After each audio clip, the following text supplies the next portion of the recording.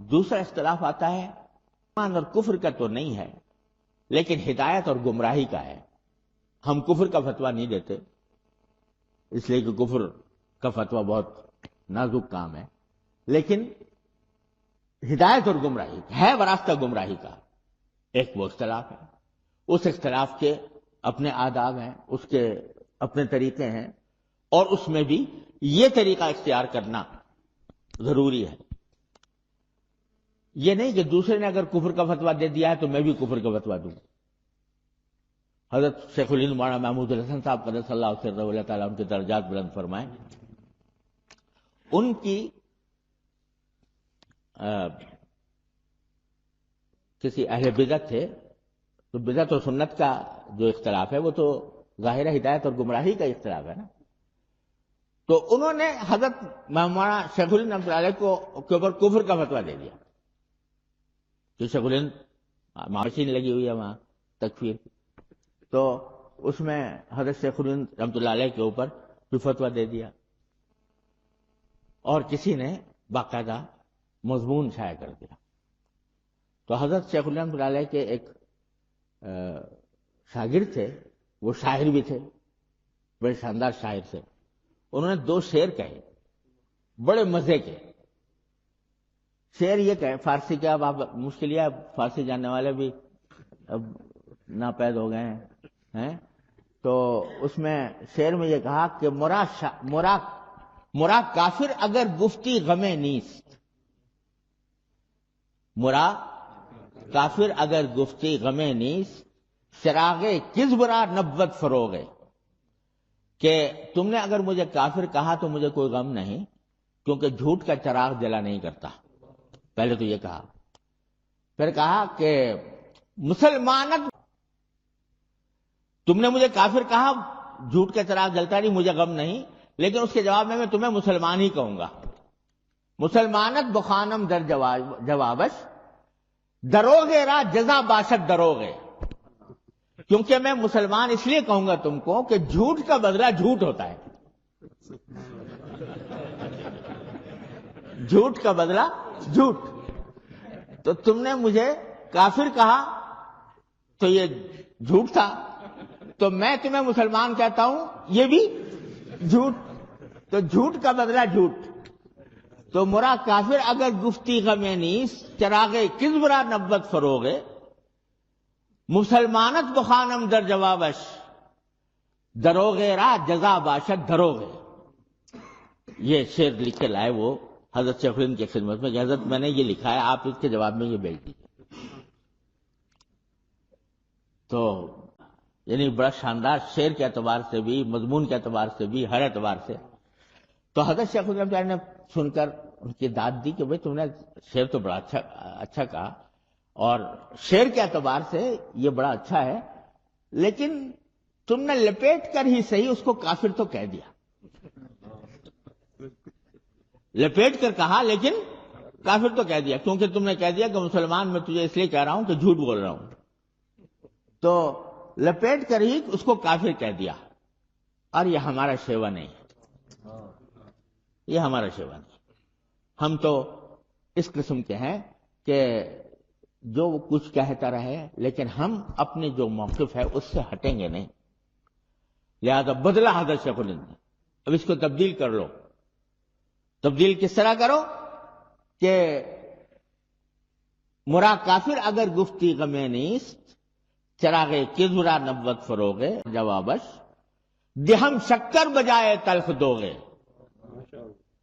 کہ میں تم کو مسلمان کہوں گا اور تم نے تو مجھے کڑوا کھانا دیا، اس کے بدلے میں تمہیں میٹھا کھانا دوں گا. اگر تو مومنی فبہا و الا دروغ را جزا باشد. اگر تم مومن ہو تو بہت اچھی بات ہے، اور اگر نہیں ہو تو پھر جھوٹ کا بدلہ تو جھوٹ ہی ہوا. اگر اس طرح تبدیل کر دیا اس کو، شعر کو. یعنی شعر کے اندر بھی، شاعری میں بھی یہ احتیاط ہے کہ غلط بات نہ ہو. تو اس طریقے سے ہمارے حضرات نے یہ سکھایا ہے کہ اگر ہدایت اور ضلالت کا اختلاف ہو تو بھی اپنا طریقہ جو سنت کا طریقہ ہے، پیغمبروں کا طریقہ ہے، اس کو مت چھوڑو۔ حضرت حکیم الامت مولانا تھانوی رحمۃ اللہ علیہ واز کہنے جاتے ہیں ایک جگہ، تو وہاں ایک پرچے میں لکھا تھا کہ ہم نے سنا ہے کہ آپ کافر ہیں، نمبر 1۔ نمبر 2، ہم نے سنا ہے کہ آپ جلاہے ہیں۔ جلاہے جانتے ہیں نا، وہ ایک قوم ہوتی ہے جو کپڑا بنتی ہے، وہاں ہندوستان میں ان کو بہت نچلے درجے کا سمجھا جاتا تھا۔ دوسرا سنا ہے کہ جلاہے ہیں۔ تیسرا یہ کہ آپ کوئی یہاں پر اختلافی مسئلہ بیان نہ کریں ورنہ اچھا نہیں ہوگا، یعنی بدعات وغیرہ سے متعلق۔ حضرت رحمۃ اللہ علیہ جب تشریف لے گئے واز کے لیے، تو حضرت نے فرمایا کہ بھائی میرے پاس ایک پرچہ آیا ہے، اور میں پہلے بتا دیتا ہوں کہ میں کوئی پیشہ ور وائز نہیں ہوں، جب کوئی طلب ہوتی ہے تو میں کچھ کہہ دیتا ہوں، تو میں خود سے نہیں آیا بلایا گیا، لیکن ایک پرچہ آیا ہے، اس میں لکھا ہے کہ تم کافر ہو، پہلی بات۔ تو بھائی میں اس بحث میں نہیں پڑتا کہ پہلے کافر تھا یا نہیں تھا۔ آپ جانتے ہو کہ اگر کوئی 70 برس کا بھی کافر ہو، کلمہ پڑھ لے تو مسلمان ہو جاتا ہے یا نہیں؟ ہاں جی، مسلمان ہو جاتا ہے۔ کہا میں آپ کے سامنے کلمہ پڑھتا ہوں، اشہد ان لا الہ الا اللہ اشہد ان محمد رسول اللہ۔ لہذا پہلے کہیں کافر اگر رہا بھی ہوں تو اب مسلمان ہو گیا، اس لیے میں بحث میں نہیں پڑتا پہلے کافر تھا یا نہیں تھا، میں نے کلمہ پڑھ لیا آپ کے ساتھ۔ دوسرا یہ کہ جلاہا ہوں، تو بھائی میں کوئی رشتہ لے کے تو آیا نہیں، کوئی شادی کا پیغام لے کر تو آیا نہیں کہ جس کی میرے نسب کی تحقیق کی ضرورت ہو، لیکن میں تو ایک اگر فرض کرو جلاہا بھی ہوں تو اور دین کی کوئی بات کہتا ہوں تو جلاہے کو بھی حق ہے کہ دین کی بات کر لے۔ اگر کسی کو تحقیق کرنی ہو میرے نسب کی تو تھانہ بھون میں جا کے تحقیق کر لے، اس سے مجھے فرض کر لو جلاہے ہوں۔ لیکن تیسری بات یہ کہی ہے کہ بھائی سنبھل کر بات کرنا، اور اگر کوئی خلافی بات آئے گی تو اچھا نہیں ہوگا۔ تو میں آپ سے کہتا ہوں کہ بھائی میں بلا کر، میں خود سے تو کہتا نہیں ہوں، آپ سارے مجمع میں لوگ ایک آدمی بھی کھڑے ہو کر کہہ دے کہ ہمیں آپ کا آواز نہیں سننا، میں چلا جاؤں گا۔ ایک آدمی بھی کھڑے ہو کر کہہ دے تو مجھے واز کہنے کا کوئی شوق نہیں۔ البتہ اگر آپ کہو گے تو کہوں گا۔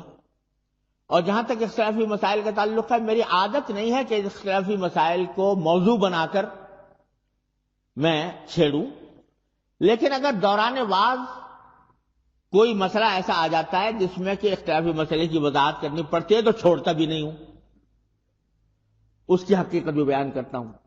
لہذا خود سے تو نہیں کروں گا، بیچ میں آ جائیں گے تو میں چھوڑوں گا بھی نہیں۔ اب اگر آپ سن لو کہ بھائی اس نے تو ایک آدمی بھی کھڑا ہو کر کہہ دے تو میں چلا جاؤں۔ سب نے کہا نہیں حضرت ہم آپ سنیں گے سنیں گے سنیں گے۔ حضرت نے بات شروع کر دیا، اور اللہ تعالیٰ کا کرنا ایسا ہوا کہ سارے وہ جو بریلوی حضرات کے ساتھ جو مختلفی مسائل تھے وہ سارے کے سارے واز میں آئے اور سب بیان فرمائے، لیکن تہذیب کے ساتھ علمی انداز میں وضاحت کی۔ جب واز ختم ہو گیا تو کئی لوگ تو کھڑے ہو گئے کہ جی، ایک صاحب نے کہا جی میں گواہی دوں میں مولودیہ تھا، قیامیہ تھا، اس واز کو سننے کے بعد میں توبہ کرتا ہوں۔ اور ایک صاحب تھے، انہوں نے کھڑے ہو کر کہا کہ مولانا یہ سارے مسئلے بیان کرنے کی ضرورت نہیں تھی۔ تو حضرت نے فرمایا بھائی میں تو سمجھا ضرورت تھی، اس واسطے میں نے بیان کر دیے، اب تو ہو گیا جو کچھ ہونا تھا، آپ اگر چاہیں تو کھڑے ہو کر تردید کر دیں اس کی، آپ آ جائیں، کسی کو بلا لے کر۔ نتیجہ ایک پوری بستی کے اندر الحمدللہ اس کے نتیجے میں سنت کی اشاعت ہو گئی، بدعت سے نفرت ہو گئی۔ یہ طریقہ تھا پیغمبرانہ جو ہمارے اکابر نے اختیار کیا اور سمجھایا اور اس کے اوپر عمل کر کے دکھایا، اس کے نتیجے میں الحمدللہ فائدہ ہوا۔ تو دوسرا جو اختلاف کی نوعیت ہے وہ ہدایت اور ضلالت کی ہے، لیکن اس کے اندر بھی پیغمبرانہ دعوت کے ساتھ۔ جو آدمی غلط راستے پر ہے، گمراہ ہے، نفرت اس کی گمراہی سے کرو، اس کی ذات سے نہیں۔ اس کی ذات کے بارے میں دل میں یہ درد ہونا چاہیے کہ کسی طرح یہ راہ راست پر آ جائے. تو اس طرح اللہ تبارک و تعالیٰ اس کو پھر لے بھی آتے ہیں.